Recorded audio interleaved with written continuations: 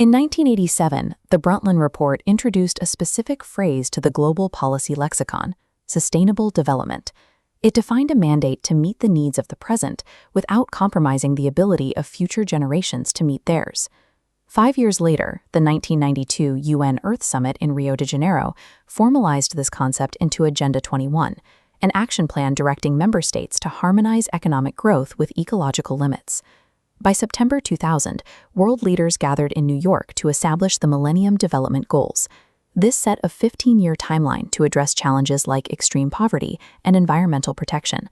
When those expired in 2015, they were replaced by the 17 Sustainable Development Goals, expanding the framework to 169 distinct targets intended to guide global policy through 2030.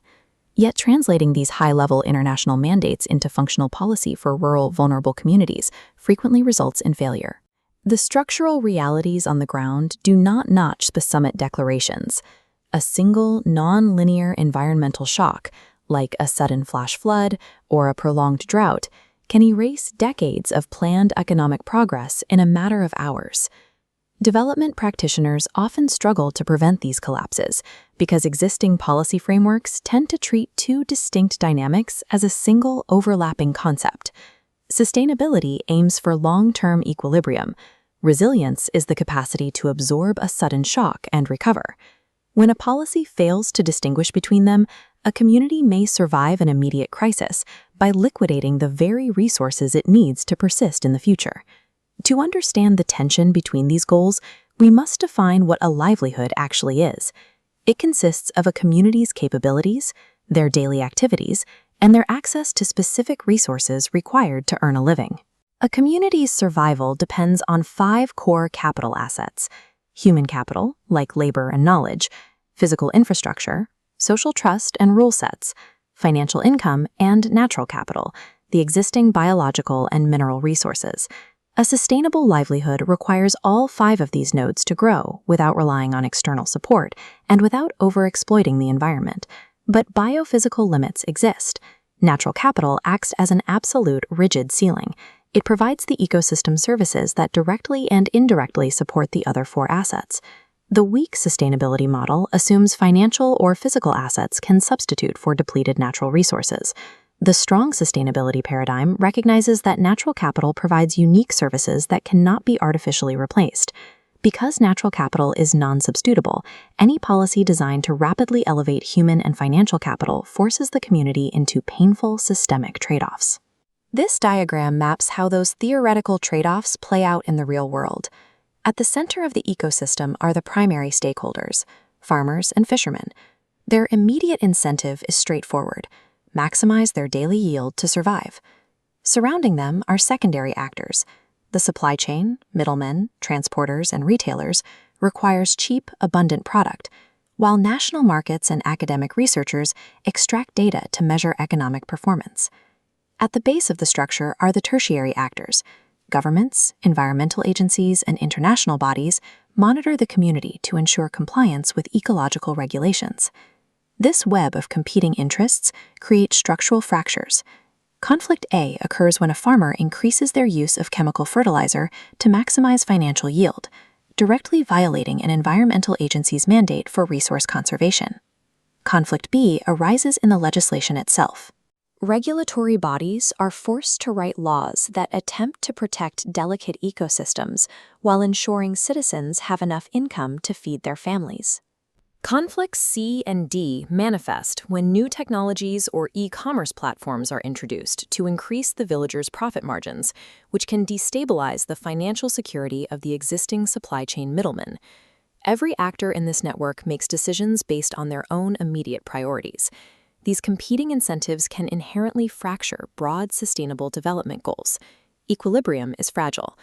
When a crisis hits, maintaining a sustainable balance becomes secondary.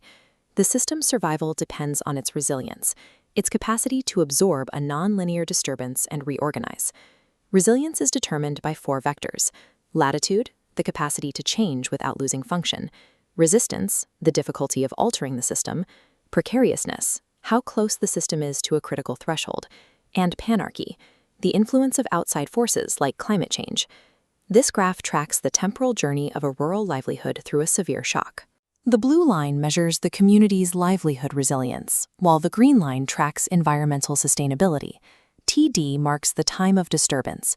This is the exact moment an external shock, like a localized flood or a sudden regulatory ban, strikes the community. The system's precariousness is exposed as it rapidly loses function. The livelihood drops sharply until it hits TA, the time of absorption, the lowest point the community can endure before collapse. From there, the community enters the adaptation duration. Through diversified labor, asset liquidation, or migration, they execute a slow climb back to TR, the time of recovery. But look at the green line during that same adaptation period. As the livelihood recovers, the environmental status plummets. To survive a sudden loss of income, a community may extract natural capital. They might clear-cut forests to replace lost crops, or overfish to generate emergency cash. Their livelihood strategies prove resilient, but the resulting extraction makes the system unsustainable. If a community relies entirely on resource extraction to recover from shocks, the environmental baseline can crash. Once the natural capital is exhausted, the livelihood cannot persist. This reveals the core tension. A household can possess the resilience to survive every disaster while systematically depleting the environment it relies on. The inverse is also a risk. A system can achieve high ecological sustainability, yet lack the financial buffer capacity to survive even a minor acute shock.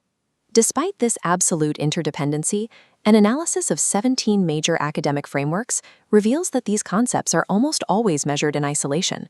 A framework assesses either the resilience of the community or its sustainability, but rarely the friction between the two. Effective policymaking requires a unified approach. We need frameworks that evaluate sustainability and resilience simultaneously, from the initial problem identification through the final evaluation of a policy's impact. Theoretical architectures provide the map, but fieldwork reveals the terrain. To see how these forces interact, we have to look at the ground-level realities. This map highlights a collective case study of 4 distinct rural communities in India: Baise, Alapad, Valaramkunu, and Junakatiwada. Each serves as a site where this policy tension is being actively navigated. In Alapad, residents rely almost entirely on precarious marine ecosystems, constantly negotiating the balance between catching enough fish to survive and preserving the breeding grounds for the next season. In the tribal settlements of Valaramkunu, a government ban on tree felling interrupted the local essential oil industry, forcing the introduction of alternative energy sources to maintain the community's economic viability. How do these trade-offs manifest in the daily constraints of actual human lives? Analyzing this interplay before a policy is implemented allows decision-makers to choose pathways that protect a community's immediate survival without sacrificing its long-term viability.